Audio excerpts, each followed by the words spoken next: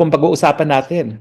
Well, alam nyo, lumang balita na talagang naging unconstitutional ang ating 2025 budget na naratipika ng parehong kapulungan ng Kongreso. Bakit siya unconstitutional? Kasi ang pinakamalaking budget ay napunta sa DPWH. Tama kayo ha. DPWH para pondohan yung mga flood control project kung saan halos kalahati ay kinukurakot ng mga senatong at congressmen. Hindi lang po yan. No? Alam din natin na ang mga pinakamalaking losers dyan sa budget na yan ay ang DepEd na nawalan po ng 12 billion. Dapat siya ang pinakamalaking allocation sa budget. Sang-ayon po yan sa saligang batas. Ha?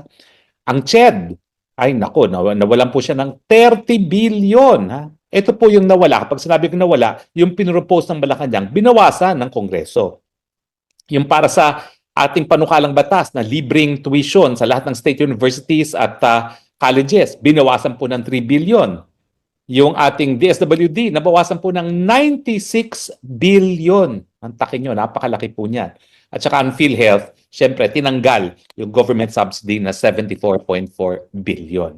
Alam din po natin na yung controversial na AKAP, na dati ay pinamimigay lang ni Speaker Martin Romualdez, ay na-retain. Bakit? Kasi binigyan ng 5 billion ang kada senatong at ang mga congressman naman ay merong 26 billion.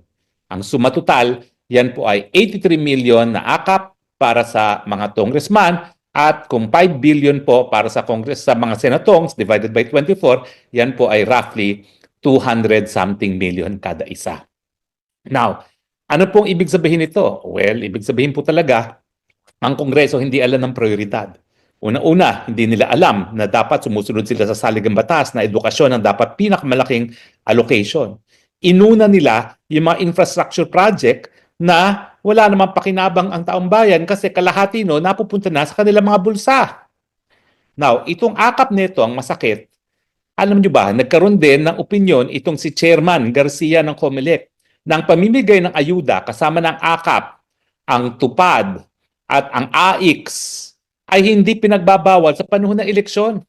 Samantakin nyo, yung 83 million kada congressman na 200 million kada senatong, pwede nilang ipamigay sa panahon ng eleksyon, maski election period na at hindi sila mapaparusahan for an election offense. Ano pong ibig sabihin yan?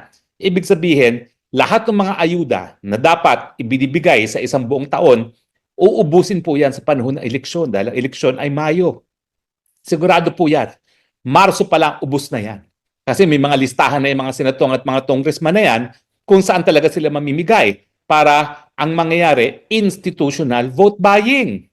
E mantakin nyo, gano'ng kalaki yung AKAP na yan, 83 million, yan ay AKAP lang kada kada congressman.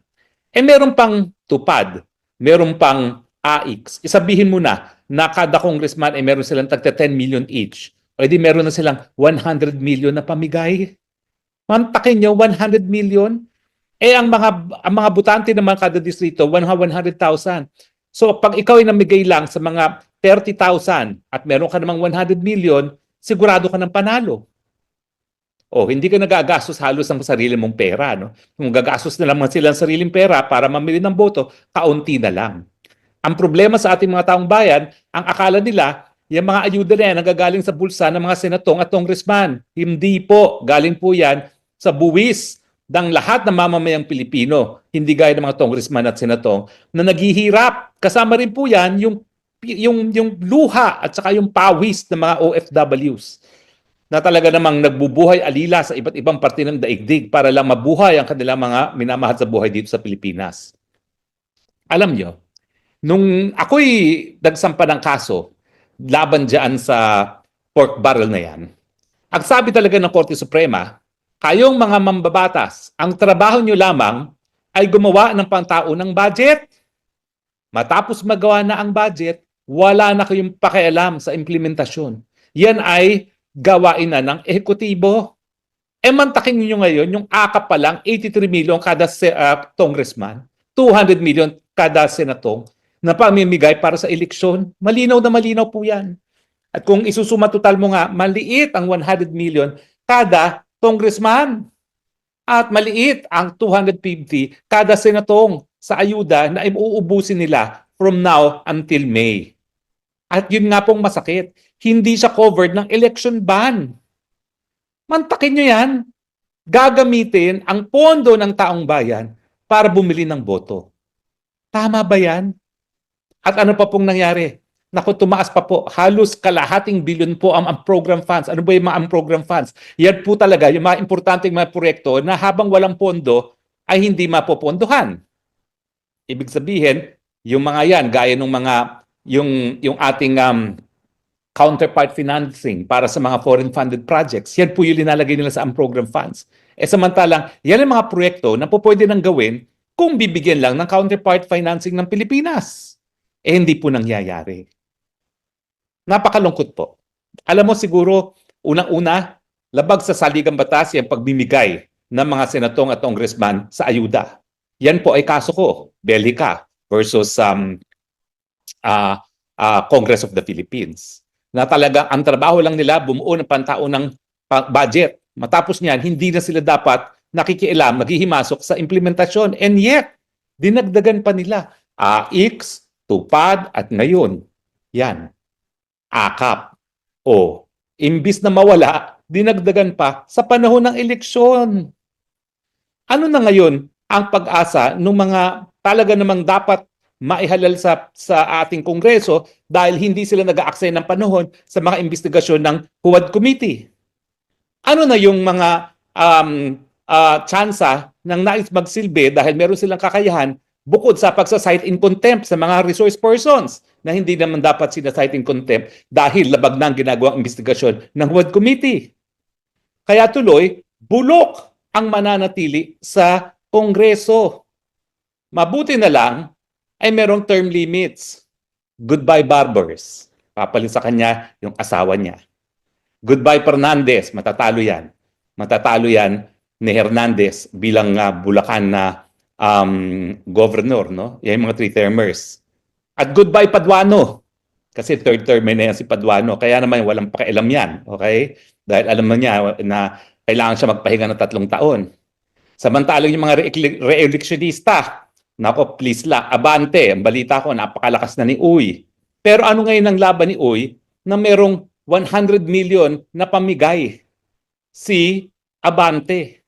Siguro, ang pag-asa na lang ni Uy dyan kay Abante, kung alalahanin ng taong bayan na winaldas ni Abante ang tiwalang binigay sa kanya at ang pondo ng gobyerno sa mga investigasyon na ginamit lamang para apihin ang mga kakampi ni Duterte. Huwag niyo po kakalimutan yan, mga butante ng Maynila. No?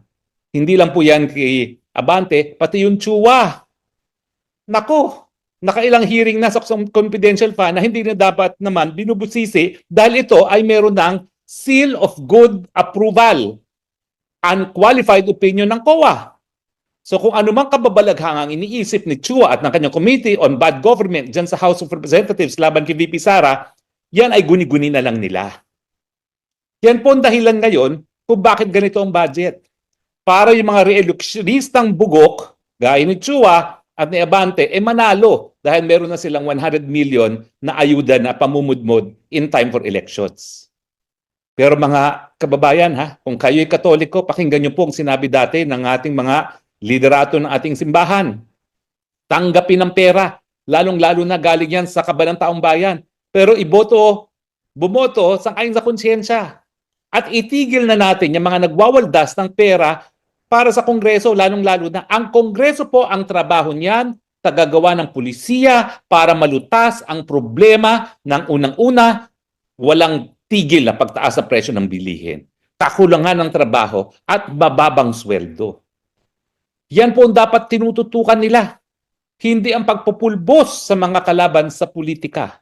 Hindi para itaguyod ang walang kapanapanalo para maging presidente o maging prime minister. Hindi para itaguyod ang charter change para maging Marcos forever ang gobyerno. Yan pong malungkot. Pera natin ang panggigisa sa atin. Igigisahin nila tayo sa sarili nating mantika sa pamamagitan ng mga ayudang yan. At syempre, 7 billion po. 7 billion ang naging utang nung panahon ni Presidente Duterte ng 6 na taon. Meron pang COVID, meron pang Marawi. Pero alam niyo ba itong si Marcos sa 3 taong panunungkulan, 4 billion ng inutang. Wala namang kahit anong abirya gaya ng COVID at ang Marawi na nangyari. So at the rate he's going, kung talaga magpo 4 billion na naman siyang utang, 8 billion, wala namang kalamidad na dumaan sa atin na gaya ng COVID na kinailangan mabigay ng ayuda dahil walang hanap buhay ang taong bayan. Inubos lang pambili ng boto para mga bugok manatili sa pwesto. Papayag ba kayo? Gagamitin ang pondo ng bayan para maghalal ng mga kongresista na isusulong ang impeachment laban kay Vice President Duterte na ang Vice President ang pinakamalaking mandato na nakuha sa kasaysayan ng Pilipinas. Papayag ba kayo? Gagamitin para sabihin ng mga kongresista na nangungurakot ang Vice President samantalang ang COA na merong tanging kapangyarihan na magdesisyon kung merong kawaldasan ng pera ng taong bayan ay nagsabi walang kawaldasan na nangyari sa paggasta ng budget sa Office of the Vice President noong 2022. Yan po nakakalungkot. Ginigisa tayo sa sariling mantika. Pero wag po kayo makakalimot ha. Tanggap lang kayo niyan. Hindi yan galing sa bulsa nila. Forget it. Wag kayong mag-thank you. Dahil ni isang sentimo dyan, hindi galing sa bulsa nila. Pati nga yung mga ayuda na galing sa DSWD, pag may bagyo linalagyan ng pangalan nila. Epal talaga. Ako po naging politiko rin ako. Pero pag ako namigay ng ayuda, hindi galing sa DSWD. Galing sa bulsa ko o galing sa mga kaibigan ko. Never galing sa gobyerno. Dahil kapag galing sa gobyerno yan, tanging DSWD dapat ang namimigay. Yan kasi yung desisyon sa kaso nga ng Belica na akong tumayong abogado. Bakit ko naman lalabagin yun? Diba? So para nyo ng awa, mga kababayan, gumising na kayo ha. Huwag pa kayong magpakaloko.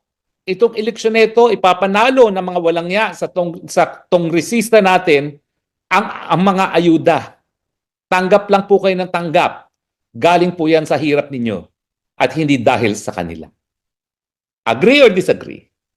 Well, sana po meron kayo napulot na karagdagang kaalaman dito sa ating maikling talakayan. Hindi na po ako magtatagal dahil ang relo ko po ay nagsasabing na high blood pressure na naman ako.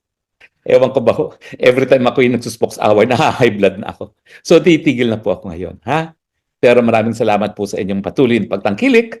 At syempre, kung kayo po ay nag-a-agree sa aking punto de vista, paki-follow po tayo sa Facebook, sa X, at saka sa Instagram and sa TikTok.